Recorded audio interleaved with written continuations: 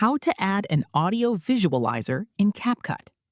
First, open CapCut and click Create Project. Next, click Import in the top left corner and select the video you want to edit, then click Open. Now, click the plus icon on the imported video to add it to the timeline. After that, click Library in the top left corner and select Green Screen. Find Audio Spectrum Green Screen and click the plus icon to add it to your project.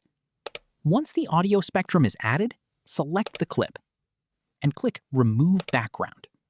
Then choose Chroma Key and click the color picker. Select the green area of the clip.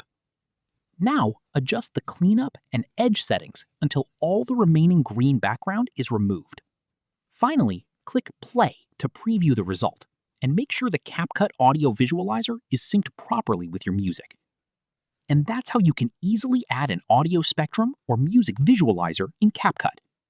If you found this tutorial helpful, give this video a thumbs up, subscribe to the channel, and thanks for watching.